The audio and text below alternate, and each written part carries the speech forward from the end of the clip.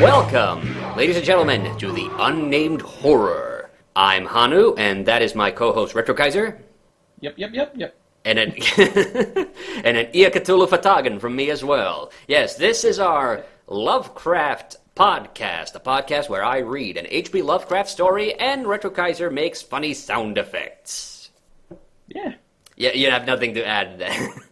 No, I'm saving all my stuff for when the show actually begins. All right, yes. And you know what I mean, like the reading. Yes, all right. And also, just to point out to everybody, so we have the Unnamed Horror, which is our H.P. Lovecraft podcast, but we also have a second horror-themed podcast, which is the YouTube Podcast, and we just recently came out with a new episode on the Black Cat. That's episode 8, actually. Yes, exactly. And we are recording this shortly after we recorded that previous podcast. So before we begin with today's story, which is The Temple, you can probably tell because it's in the title, I have some notes from our previous podcast that we were reading the story of the Black Cat, and that was a fun story. That's one of my favorite Edgar Allan Poe stories. So basically the podcast is the same thing as this, and we just read a Edgar Allan Poe story, and Kaiser makes funny sound effects. But there were a couple of things about the Black Cat that got me a little bit... well, two things that... Confused. What? Confused. Yeah, confused, yes. And also, there was actually one thing that I completely forgot to talk about. I remembered as I was editing the episode together yesterday. But, we talked about it in the story. I wanted to get these out of the way. So if you haven't listened to The Black Cat, please go listen to The Black Cat. That was a really fun story to read. But yes, there were a couple of things that really that kind of took me by surprise, or we didn't quite understand the parts of the story. So you remember, Kaiser, when we were discussing it, it's about halfway through the story, maybe even a little over halfway through the story, the first cat has already died, and the guy is drinking up the storm, and we mentioned the hogshead of beer earlier in it. Do you remember that part? Yep. Yes, I do. Yes. Okay, so I found out what a hogshead is. It's a type of beer barrel. So that's all. Yes. So it's not the foam that's on top of the beer. Yeah, we were talking about our speculating. It's funny, you have Google at your fingertips and you didn't take like 2 seconds to just type it.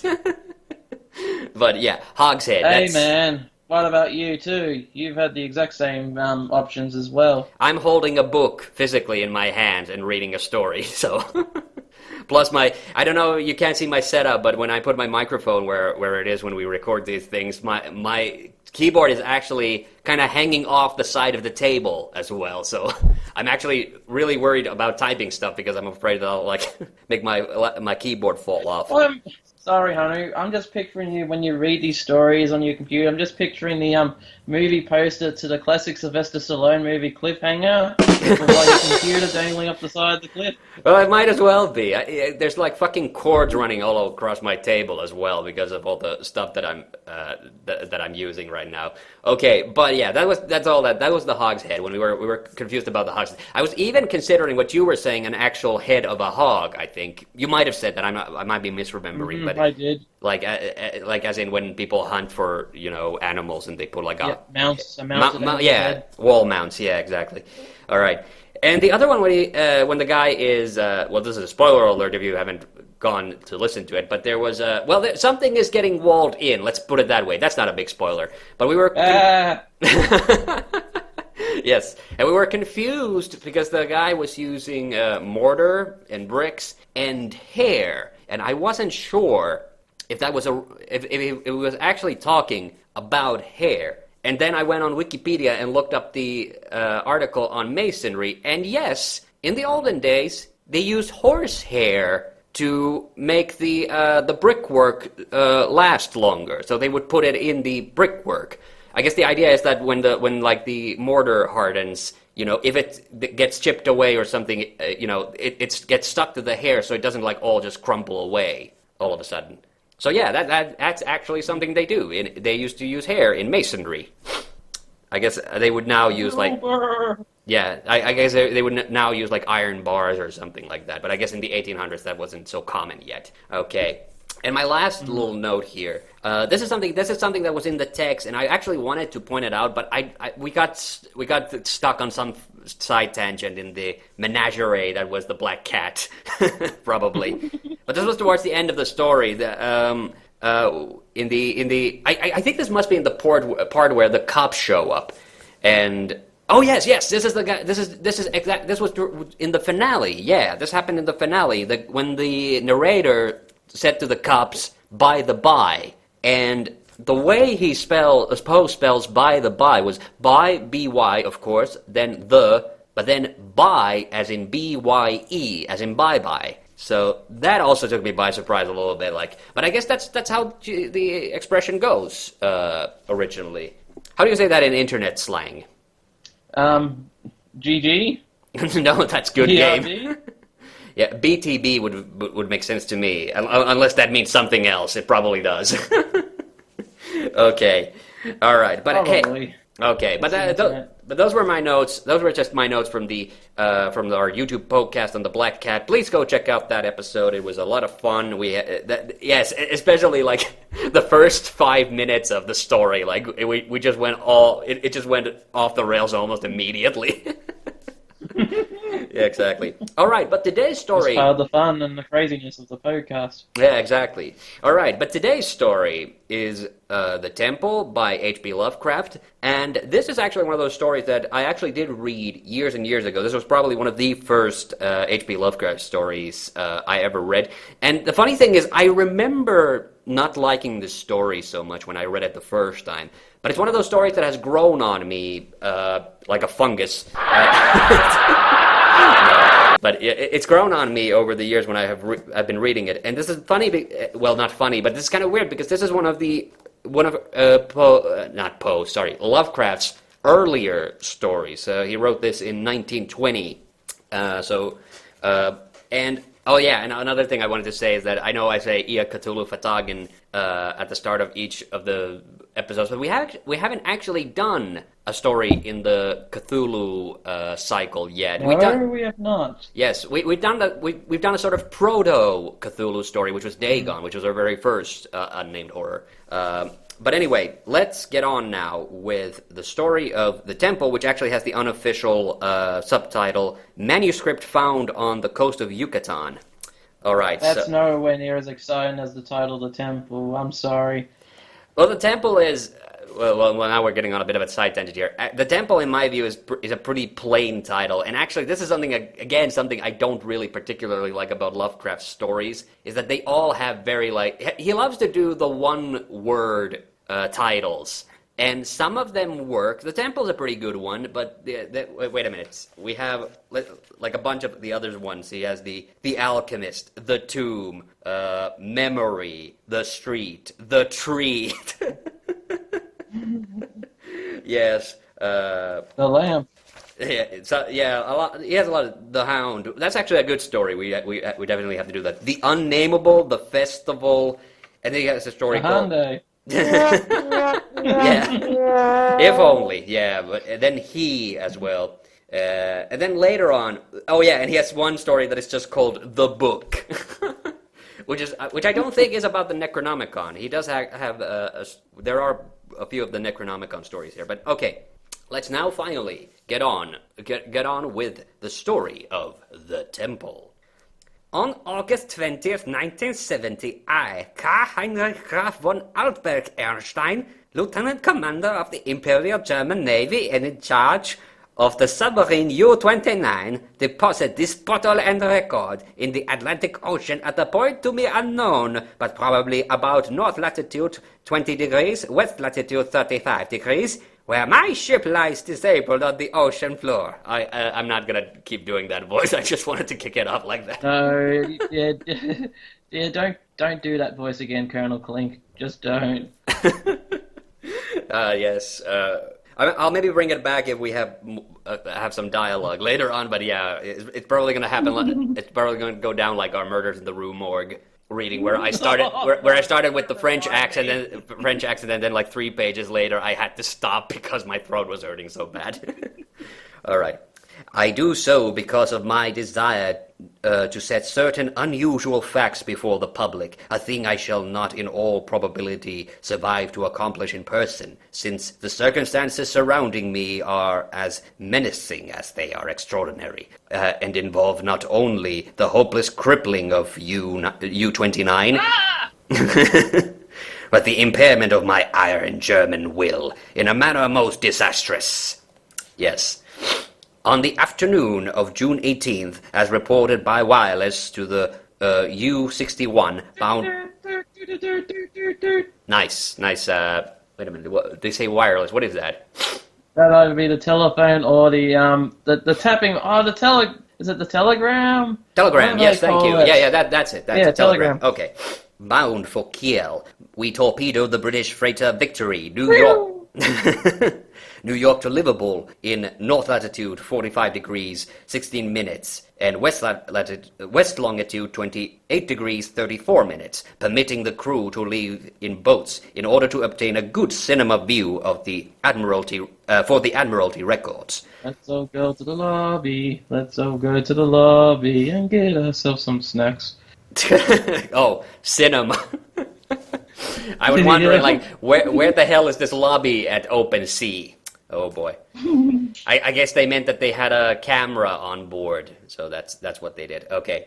The ship sank quite picturesquely, bow first, the stern rising high out of the water, whilst the hull shot down perpendicularly to the bottom of the sea. Our camera missed nothing, and I regret that so fine a reel of film should never reach Berlin.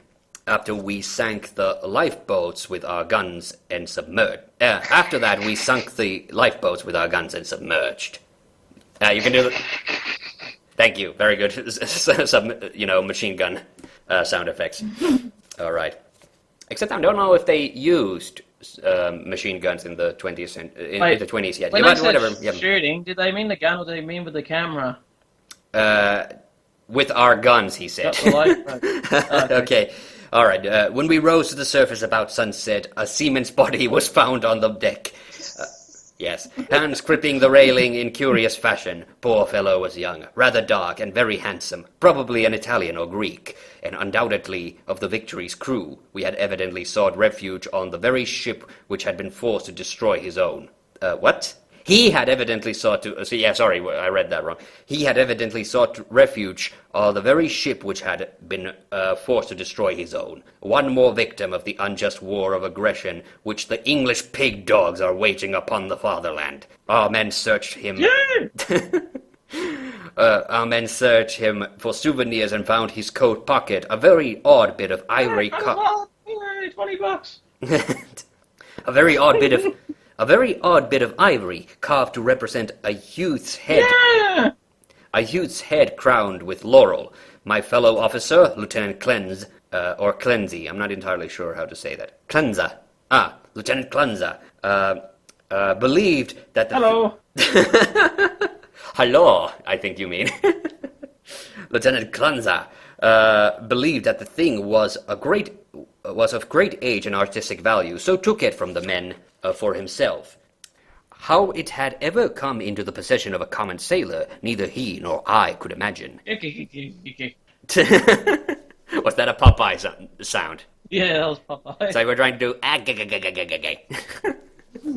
Blow me down. That would sound like Louis Armstrong. All right. As the dead man was thrown overboard, there occurred two incidents which created much disturbance among the crew. The fellow's eyes had been closed, but in the dragging of his body to the rail, they were jarred open, and many seemed to entertain a queer delusion that they gazed steadily and mockingly at Schmidt and Zimmer, who were bent over the corpse. What?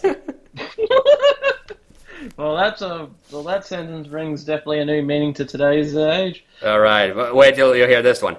The boatswain Mueller, an elderly man who would have known better had he not been a superstitious Alsatian swine, became so excited by this impression that he watched the body in the water.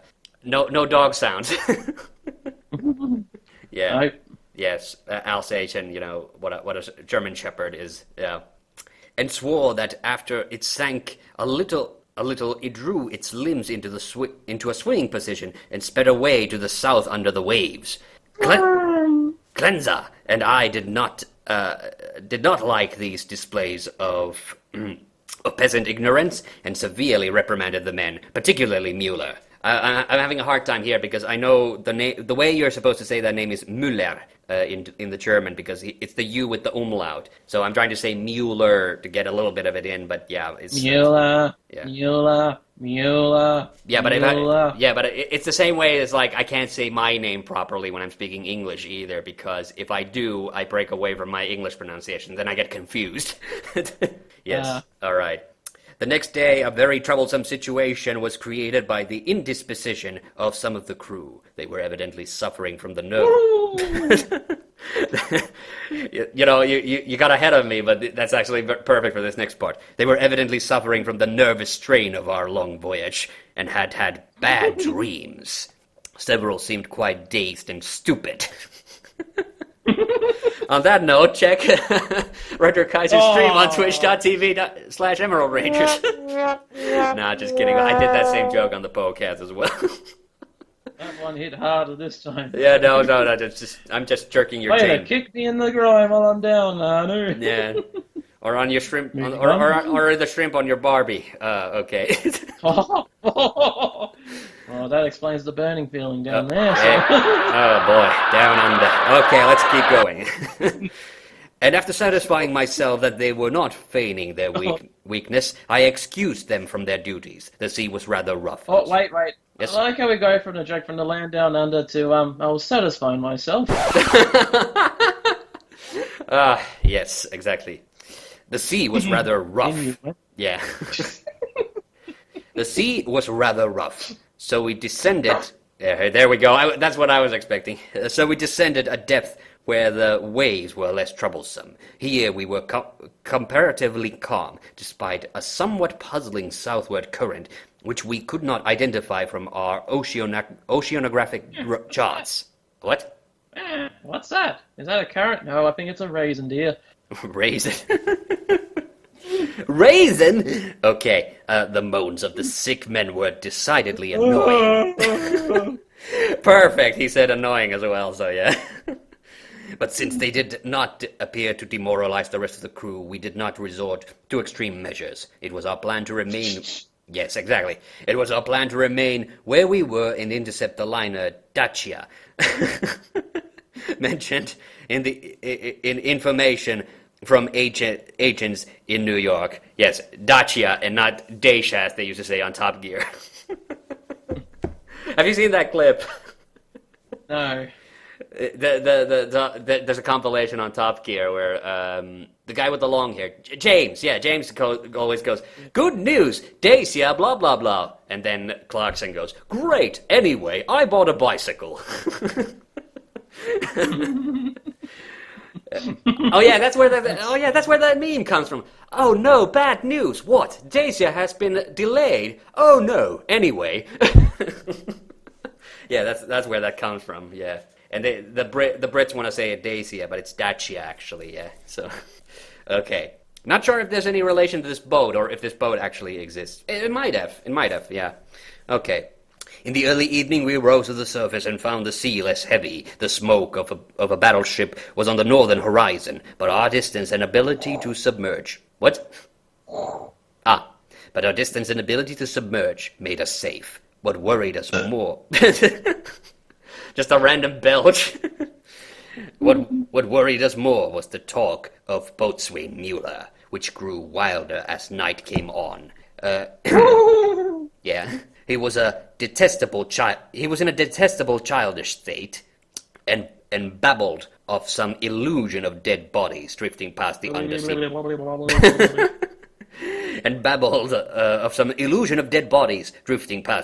Portholes. Bodies which looked at him intensely, and which he recognized in spite of bloating as having been dying during some of our victorious German exploits. I just want to play Careless Whisper right there. Okay. And he said... Staring intensely. Oh boy. And he said that the young man we had found and tossed overboard was their leader. This was very gruesome and abnormal, so we confined Mueller in irons and had him soundly whipped. Oh boy, this suddenly took a sexual turn. Oh, Please, sir, may I have another? The men were not pleased at his punishment, but discipline was necessary. We also denied the request of a delegation headed by Seaman Zimmer that the curious carved ivory head be cast into the sea. On June 20th, Seaman Baum, that's how you say that. Oh, Seaman Baum and Schmidt, who had been ill the day before, became violently insane. Woo! Yes, very violently insane. I regretted that no physician was included in our complement of officers, since German lives are precious, but the constant ravings of the two concerning a terrible curse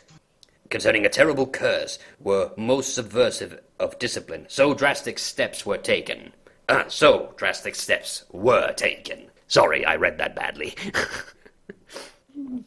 The crew accepted the event in a sullen fashion, but it seemed to quiet Mueller, who thereafter gave us no trouble. In the evening we released him, and he went about his duties silently. Go on, boy, go on. Go, boy, go, boy. Good boy. Good Alsatian. In the week that followed, we were all very nervous, watching for the Dacia. The tension was aggravated by the disappearance of Mueller and Zimmer, who undoubtedly committed suicide as a result of the fears which had seemed to harass them, though they were not observed in the act of jumping overboard. I was rather glad to be rid of Mueller. What an asshole! For even his silence had unfavorably affected the crew. Everyone seemed inclined to be silent now, as though holding a secret fear. Many were ill, but none made a disturbance. Lieutenant Klanza shaved under the strain.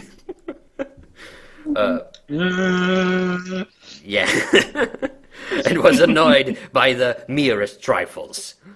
What happened with these trifles? These are not very good trifles. You can't eat these trifles.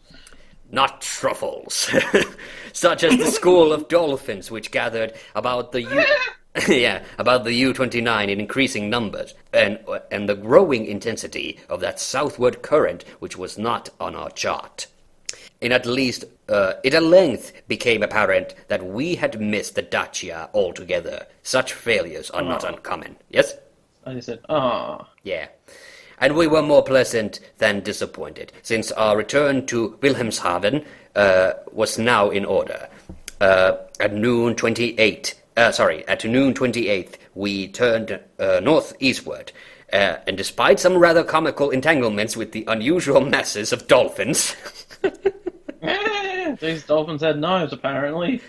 were soon underway. The explosion in the engine room at 2 p.m. was wholly a surprise. No defect in the machinery or carelessness in the men had been noticed, yet without warning the ship was racked from end to end with a colossal shock. Hello. Seriously? Come on. Where's the kaboom? There should be a submarine shattering kaboom. I was just thinking of Jabberjaw. Habba. Oh, come on. Come on, do an explosion sound. There we go, that's good. Lieutenant Klanza hurried to the engine room. That's the only way I can pronounce his name properly now, because I'm constantly worried I'm going to say cleanse, and that doesn't sound proper right. It's spelled Klenze, by the way. Okay. Klanza. Klanza. Yeah, it's Klenze, I'm pretty sure, in German, so that's why I keep saying Klanza. Lieutenant Klanza hurried to the engine room, finding the fuel tank and most of the mechanism shattered, and engineers Rabe and Schneider instantly killed. Schneider? Rob Schneider on the submarine? Yeah, Schneider's it's just the last name, yeah. I'm sure I mispronounced Rabe. That's the other engineer. Yeah. Our situation had suddenly become grave indeed, for though the chemical air regenerators were intact, and though we could use the devices for raising and submerging the ship and opening the hatches as long as compressed air and storage batteries might hold out, we were powerless to propel or guide the submarine. To seek rescue in the lifeboats would be to deliver ourselves into the hands of enemies unreasonably embittered against our great German nation, and our wireless had failed ever since the Victory affair to put us in touch with a fellow U-boat of the Imperial Navy. From the hour of the accident till July 2nd, we drifted constantly to the south, almost without plans, and encountering no vessel. Dolphins still encircled U-29. A somewhat remarkable circumstance considering the distance we had covered. On the morning of July 2nd, we sighted a warship flying American colors, and the men became very... what was that? yeah, but what the hell was that? That was an airplane. A warship. Flying American colors. Oh, you heard the word flying and got confused, huh? Sorry. All right. A warship flying American colors. And the men became very restless in their desire to surrender. Finally, Lieutenant Klanzer had to shoot a seaman named Traube, who urged this who urged this un-German act with especial violence. This quieted the men for the time, and we submerged unseen. The next afternoon, a dense flock of seabirds appeared from the south. And the ocean began to heave ominously.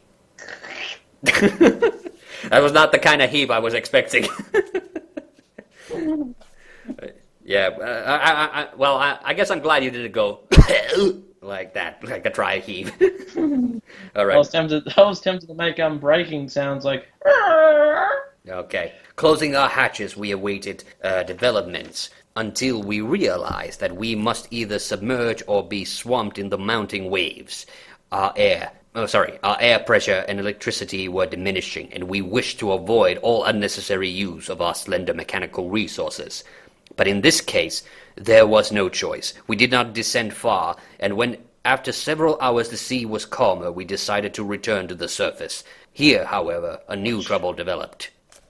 For the ship failed to respond to our direction in spite of despite all the mechanics could do. As the men grew more frightened at this undersea imprisonment, some of them began to mutter about Lieutenant Klanzer's ivory image. Sorry. I have to now do that every time. Did you hear about Klanzer's ivory image? Oh, yes, I did. Yes. But the sight of an automatic pistol calmed them. Funny choice of words there. Nice gun, man.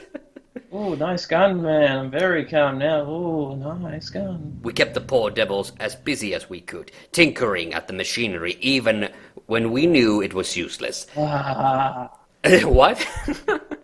Tinkering at the machine. That kind of not tinkling. Yeah. Not tinkling. Klanza and I usually slept in at different times, and it was during my sleep about 5 a.m. July 4th that the general mutiny broke loose. The 6 remaining pigs of seamen. Pigs? Did you say pigs of seamen? Yes, the 6 remaining pigs of seamen. That is, as in... Pig, I think, is an insult in this case, but if you want to make more animal noises, go right ahead. Yes, suspecting that we were lost, had suddenly burst into a mad fury at our refusal to surrender to the Yankee battleship. Yes, to surrender to the Yankee battleship 2 days before, and were in a delirium of cursing and destruction. Shit. And what a delirium it was. They roared like animals they were, and broke instruments and furniture indiscriminately, screaming about such nonsense as the curse of the ivory image and the dark dead youth who looked at them and swam away. Lieutenant Glanza seemed paralyzed and inefficient, as one might expect of a soft, womanish Rhinelander. Yeah.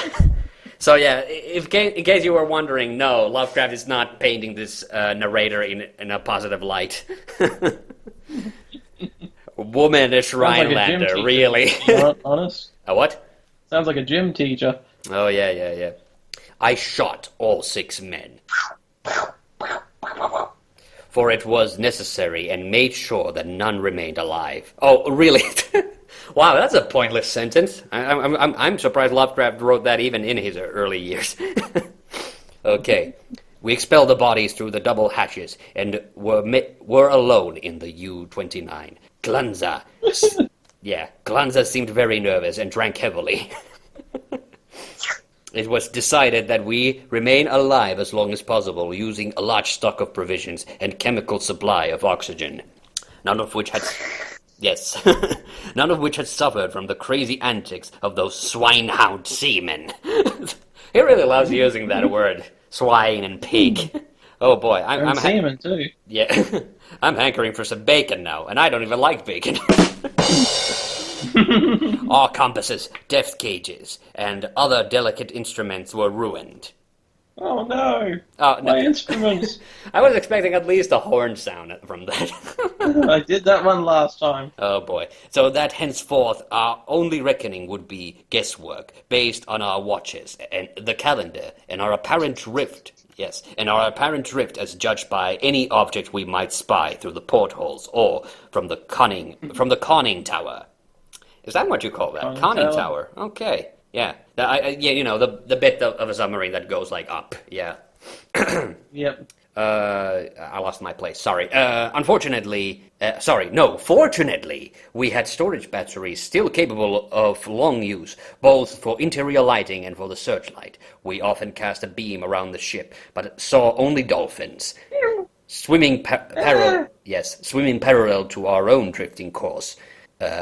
I was scientifically interested in those dolphins, for though the ordinary Delphinus delphis is a cetacean animal, unable to subsist without air, I watched one of the swimmers closely for 2 hours and did not see him alter his submerged condition. With the passage of time, Klunza and I decided that we were still drifting south, meanwhile sinking deeper and deeper. We noted the marine fauna and flora, and read much on the subject in the books I had carried with me for spare moments. I could not help observing, however, the interior scientific knowledge of my companion. His mind was not Prussian, but given to imaginings and speculations, which have no value. The fact of our coming death affected him curiously. Not that kind of coming.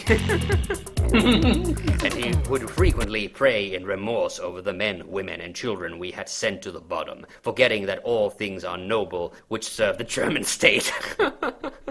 Yeah, this narrator, they are really like not painting him in a positive light, or sympathetic light for that matter.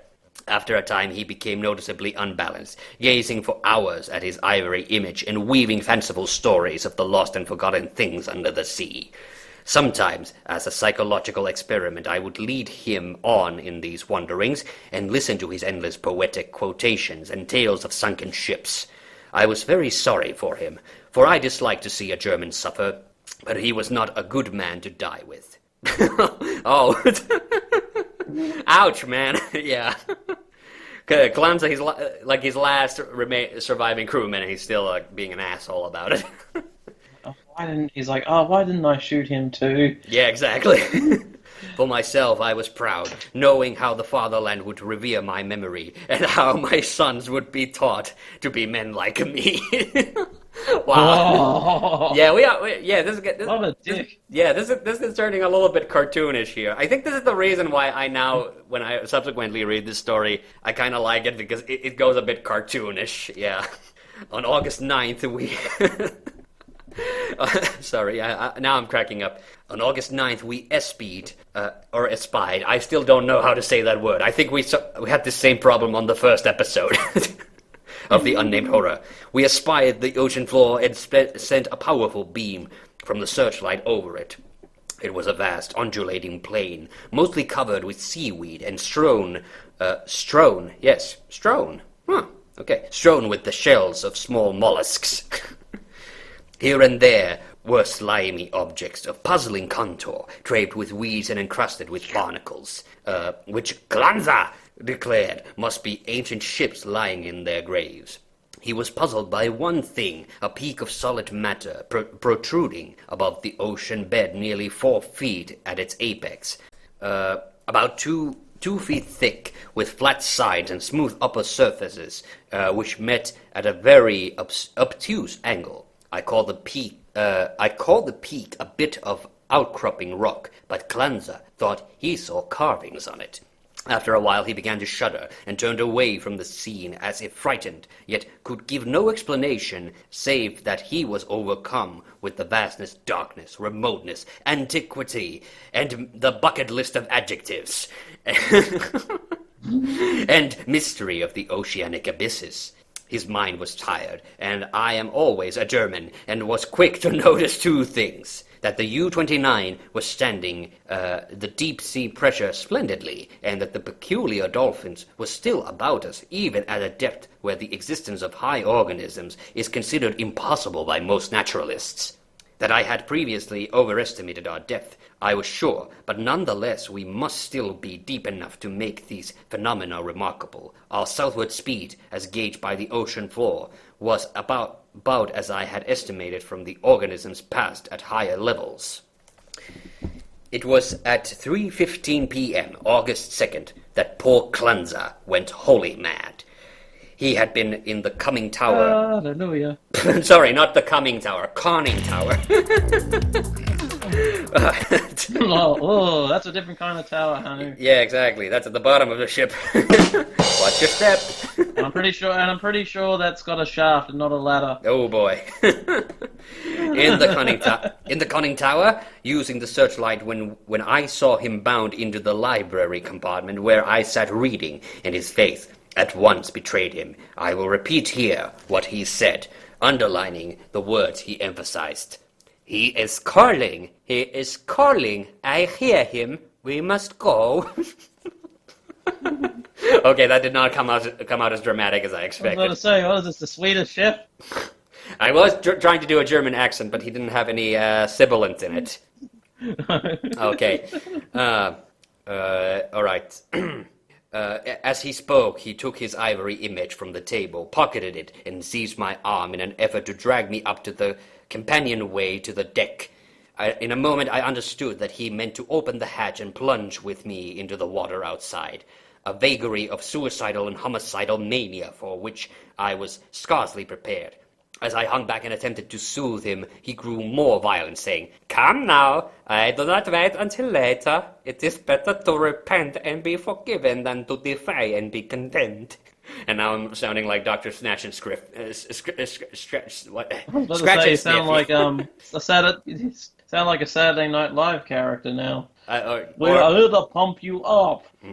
Then I tried the opposite of the soothing plan, and I told him he was mad, pitifully demented, but he was unmoved and cried, "If I am mad, it is mercy. May the God pity the man who, in his callousness, can remain sane to the hideous end. Come and be mad, whilst he still calls with mercy." Whilst he still calls with mercy. Sorry, yes. He said he. I'm terrible with the pronouns today. Okay, yes, we're very close to the end of the story. This outburst seemed to relieve a pressure in his brain, for as he finished, he grew much milder, asking me to let him depart alone if I would not accompany him. My course at once became clear. He was a German, but only a Rhinelander, and a commoner, and he was now a potentially dangerous madman. By complying with his suicidal request, I could immediately free myself from one who was no longer a companion, but a menace. I asked him to give me the ivory image before he went, but this request brought from him such uncanny laughter that I did not repeat it. Then I asked him if he wished to leave my keepsake or lock of hair for his family in Germany in case I should be rescued. But again he gave me the strange laugh. So he climbed the ladder. I went to the levers, and allowing proper time intervals operated the machinery which sent him to his death. After I saw that he was no longer in the boat, I threw the searchlight around the water in an effort to obtain a last glimpse of him, since I wished to ascertain whether the water pressure would flatten him, as it theoretically should, or whether the body would be unaffected like those extraordinary dolphins. I did not, however, succeed in finding my late companion, for the dolphins were massed thickly and obscuringly about the conning tower. What, no dolphin noises? There we go. I remember. I'm just getting vivid images of war dolphins now from like the Sonic Wing series. Yeah, I'm also getting, feeling like, is this some weird, like, thing that the uncanny laugh also sounded a little bit like a dolphin? Like, are the guys turning into dolphins or something? I was going for a nanny laugh there, a misfiring laugh. Yeah, alright, yeah. That evening I regretted that I had not taken the ivory image surreptitiously. Whoa, okay. From poor Klanza's pocket as he left, for the memory of it fascinated me. I could not forget the youthful, beautiful head with its leafy crown, though I am not by nature an artist. I was also sorry that I had no one with whom to converse. Klanza, though not my mental equal, was much better than no one. I did not sleep well that night, and wondered exactly when the end would come. Surely I had little enough chance of rescue. The next day I ascended to the conning tower and commenced customary searchlight explorations. Northward the view was much the same as it had been all the 4 days since we had sighted the bottom. But I perceived that the drifting of the U-29 was less rapid. As I swung the beam around to the south, I noticed that the ocean floor ahead fell away in a marked declivity, that's a difficult word, and bore curiously regular blocks of stone in certain places. Disposed as if in accordance with definite patterns. The boat did not at once descend to match the greater ocean depth, so I was soon forced to adjust the searchlight to cast a sharply downward beam. Owing to the abruptness of the change, a wire was disconnected, which necessitated a delay of many minutes for repairs, but at length the light streamed on again, flooding the marine valley below me. I am not given to emotion of any kind, but my amazement was very great when I saw what lay revealed in that electrical glow. And yet, as one reared in the best Kultur of Prussia, and by the way, I did not, it is literally spelled Kultur, so the German word for culture, Kultur of Prussia. I should not have been amazed, for geology and tradition alike tell us of great transpositions of oceanic and continental areas. What I saw was an extended and elaborate array of ruined edifices, all the magnificent, though unclassified architecture, and in various stages of preservation. Most appeared to be of marble, gleaming whitely in the rays of the searchlight, and the general plan was of a large city at the bottom of a narrow valley, with numerous isolated temples and villas on the steep slopes above. That was almost I don't like where this is heading. Yeah, down. I know, but yeah. knowing the world of H.P. Lovecraft, it's not going to end well. Yeah. And also, sorry, that was almost a spoonerism there when I said sleep slopes. I didn't say sleep stopes, which would have made it a spoonerism. Yeah, okay. Roofs were fallen and columns were broken, but there still remained an air of immemorially ancient splendor, which nothing could efface. What was that? That was an old person in splendor. Oh boy. Confronted at last with the Atlantis I had formerly deemed largely a myth, I was most eager of explorers. At the bottom of that valley a river once had flowed. For as I examined the scene more closely, I beheld the remains of stone and marble bridges, seawalls, and terraces and embankments, once verdant and beautiful. In my enthusiasm, I became nearly as idiotic and sentimental as poor Klanza. and was very tardy in and was very tardy in noticing that the southward current had ceased at last, allowing the U-29s to settle slowly down upon the sunken city as an aeroplane settles upon a town of the upper earth. An aeroplane, okay. Aeroplane has a weird spelling. It has the umlauts over the E, which is not how you do it in German. This is just Lovecraft being weird again. Yeah, okay. I was slow, too, in realizing that the school of unusual dolphins had vanished. In about 2 hours, the boat rested in a paved plaza close to the rocky walls of the valley. On one side, I could... Sorry, I'm just picturing he's just parking at a mall now, or a supermarket. Yeah. On one side, I could view the entire city as it slowed from the plaza down to the old riverbank. On the other side, in startling proximity, I was confronted by the richly ornate and perfectly preserved facade of a great building, evidently a temple hollowed from the solid rock. Of the original workmanship of this titanic thing, I can only make conjectures. The facade, of immense magnitude, apparently covers a continuous hollow recess, for its windows are many and widely distributed.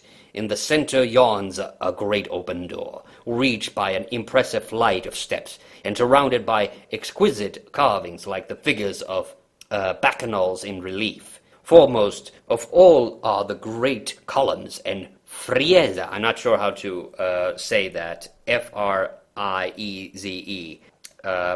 Both decorative with Phrase? Phrase or frieze? I'm not phrase. Yeah, Phrase. Columns and phrase. Phrase, yeah. Yeah, that's an architectural term Yeah, that I'm not phrase. familiar with. Sorry. Both decorated with sculptures of inexpressible beauty, obviously portraying idealized pastoral scenes, and processions of priests and priestesses hearing strange ceremonial devices.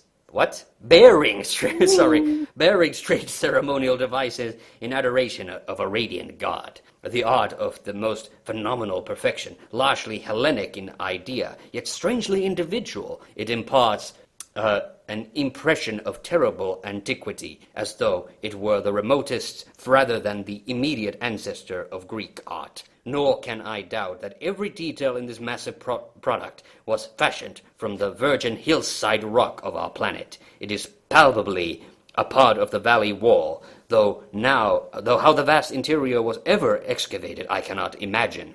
Perhaps a cavern or a series of caverns furnished the nucleus. Neither age nor submersion has corroded the pristine grandeur of this awful fane. For fane indeed it must be, and today, after thousands of years, it rests untarnished and inviolate in the endless night and silence of the ocean chasm. I cannot reckon the number of hours I spent gazing at the sunken city, with its buildings, arches, statues, and bridges, and the colossal temple with its beauty and mystery. Though I knew that death was near, my curiosity was consuming, and I threw the searchlight's beam about in eager quest.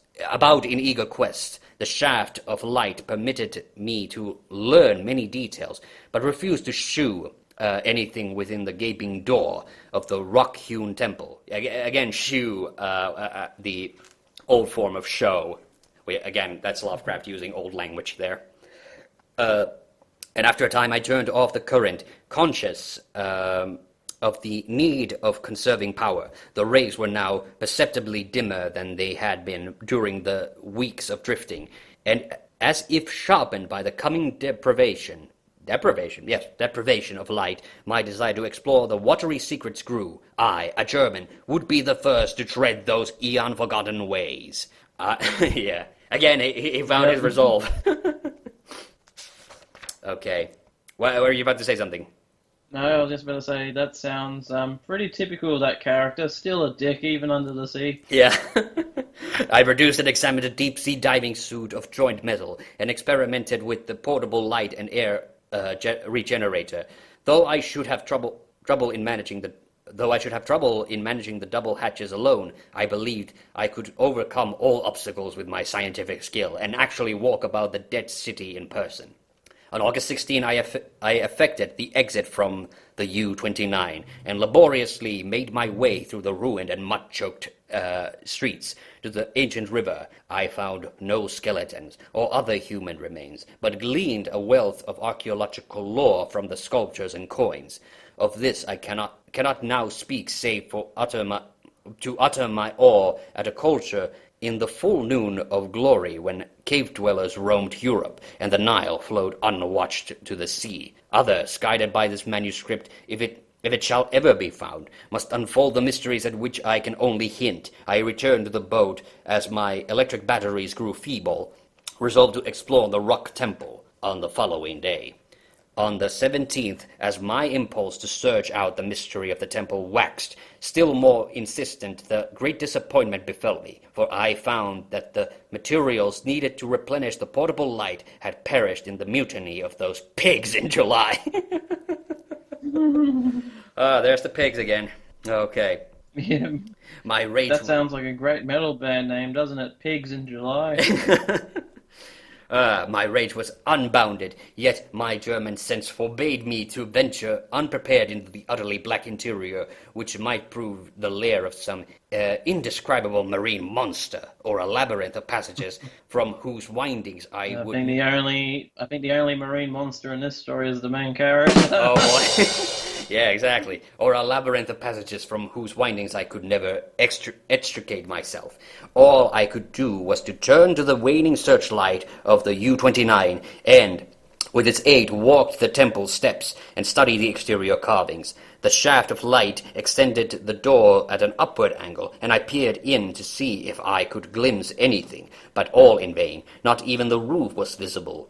And though I took step or two inside after testing the floor with the staff, I dared not go further. Moreover, to the first time in my life I experienced the emotion of dread. I began to realize how some of poor Cleanse's moods had arisen, for as the temple drew me more and more, I feared its aqueous abysses. Aqueous, wow, I've never seen that word before. Aqueous, all right, with a blind and mounting terror. Returning to the submarine, I turned off the lights and sat thinking in the dark. Electricity must now be saved for emergencies. That seems like a very matter-of-factly statement. Electricity must now be saved for emergencies. All right. Saturday the 18th, I spent in total darkness, tormented by thoughts and memories of that threatened to overcome my German will. Cleanse had gone mad and perished before reaching the sinister remnant of a past unwholesomely remote, and had advised me to go with him. Was indeed fate preserving my reason only to draw me irresistibly to an end more horrible and unthinkable than that any man has dreamed of? Clearly, my nerves were sorely taxed, and I must cast off these impressions of weaker men. I could not sleep Saturday night, and turned on the lights regardless of the future. It was annoying that the electricity should not last out the air and provisions. I revived my thoughts of euthanasia and examined my automatic pistol. Toward morning I must have dropped asleep with the lights on, for I awoke in darkness yesterday afternoon to find the batteries dead. I struck several matches in succession and desperately regretted the improvidence which had caused us long ago to use up the few candles we carried. After the fading of the last match I dared to waste, I sat very quietly without light. As I considered the inevitable end, my mind ran over preceding events and developed a hitherto dormant impression which would have caused a weaker and a more superstitious man to shudder. The head of the radiant god in the sculptures of the rock temple is the same as the carven bit of ivory which the dead sailor brought from the sea and which poor Cleanse carried back into the sea. I was little dazed by this coincidence, but did not become terrified. It is only the inferior thinker who hastens to explain the singular and complex by the primitive shortcut of supernaturalism. The coincidence was strange, but I was too sound a reasoner to connect circumstances which admit of no logical connection. And connection spelled with an X, actually. That's interesting. Again. Connection. Yes, connection. So it'd be X-I-O-N. Yes, X-I-O-N, yeah. More weird Lovecraft spelling. or to associate in any uncanny fashion the disastrous events which had led from the Victory affair to my present plight. Victory was the name of the ship, in case you forgot. Feeling the need of more rest, I took a sedative and secured some more sleep.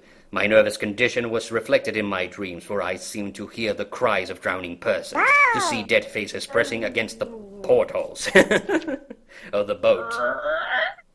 And among the dead faces was the living, mocking face of the youth in the ivory image. I must be careful how Hello. It's the policeman from the Black Cat coming to make a cameo. No, not quite. I must be careful now. I record my awakening today. How I record my awakening today, for I am unstrung and much hallucinating is necessarily mixed and much hallucination is necessarily mixed with fact. Psychologically, my case is most interesting, and I regret that it cannot be observed scientifically by a competent German authority. Upon opening my eyes, my first sensation was an overmastering desire to visit the rock temple, a desire which grew every instant, yet which I automatically sought to resist through some emotion of fear which operated in the reverse direction. That's a funny way to say it.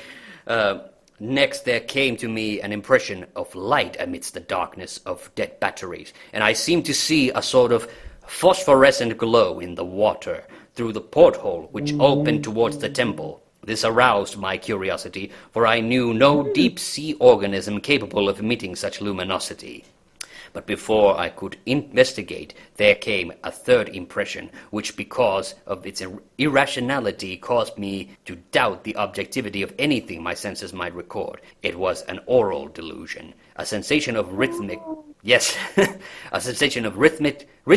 melodic sounds, as of some wild yet beautiful chants and choral hymn. Oh no. Under the sea, under the sea, under the sea, under the sea. Yes, coming from the outside through the absolute soundproof hull of the U-29. Convinced of my psychological and nervous abnormality, I lighted some matches and poured a stiff dose of sodium bromide solution, which seemed to calm me to the extent of dispelling the illusion of sound. But the phosphorescence remained. I had difficulty in repressing a childish impulse to go to the porthole and seek its source. It was horribly realistic. I could soon distinguish by its aid the familiar object around me, as well as the empty sodium bromide glass, of which I had no former visual impression in its present location. The last circumstance made me ponder, and I crossed the room and touched the glass. It was indeed in the place where I had seemed to see. Now I knew that the light was either real or part of the hallucination so fixed and consistent that I could not hope to dispel it. So abandoning all resistance, I ascended to the conning tower to look for the luminous agency. Might it not actually be another U-boat, offering possibilities of rescue? It is well that the reader accept nothing which follows as objective truth, for since the events transcend natural law, they are necessarily the subjective and unreal creations of my overtaxed mind. When I attained the conning tower, I found the sea in general far less luminous than I had expected. There was no animal or vegetable phosphorescence about. The city that sloped down to the river was invisible in blackness. What I did see was not spectacular, not grotesque or terrifying, yet it removed my last vestige of trust in my consciousness. For the door and the windows of the undersea temple, hewn from the rocky hill, were vividly aglow with a flickering radiance as from a mighty altar flame far within. Ooh. Yes, later incidents are chaotic. As I stared at the uncannily lighted door and windows, I became subject to the most extravagant visions. Visions so extravagant that I cannot even relate them. I fancied that I discerned objects in the temple, objects both stationary and moving, and seemed to hear again the unreal chant that had floated to me when I first awaked. Yeah, that's great. And over all rose thoughts and fears, which centered in the youth from the sea, and the ivory image whose carving was duplicated in the freezer. Again, there's that word I don't know how to say. And columns of the temple before me. I thought of poor Clanza and wondered where his body rested with the image he had carried back into the sea. He had warned me of something, and I had not heeded. But he was a soft-headed Rhinelander. Again, still being a dick to this guy, who went mad at troubles a Prussian could bear with ease. The rest is very simple. My impulse to visit and enter the temple has now become inexplicable and imperious command, which ultimately cannot be denied. My own German will no longer controls my acts, and volition is henceforward possible only in minor matters. Such madness it was which drove Clanza to his death. Bareheaded and unprotected in the ocean, but I am a Prussian and a man of sense, and will use the last of what little I will have. When first I saw that I must go, I prepared my diving suit, helmet, and air regenerator for instant donning, and immediately commenced to write this hurried chronicle in the hope that it may some day reach the world. I shall seal the manuscript in a bottle and entrust it to the sea as I leave the U-29 forever. I have no fear, not even from prophecies of the madman Clanza. What I have seen cannot be true. I know that this madness of my own will at most lead only to suffocation when my air is gone. The light in the temple is a sheer delusion, and I shall die calmly like a German in the black and forgotten depths. This demonic laughter, which I hear as I write, comes only from my own weakening brain. So I will carefully don my diving suit and walk boldly up the steps into the primal shine, that silent secret of unfathomed waters and uncounted years. The end. Okay, so the same question we always ask at the end of this. What did you think of that story? The guy was a dick, a very stiff dick, but it was quite an entertaining story. A stiff dick, really? Yeah.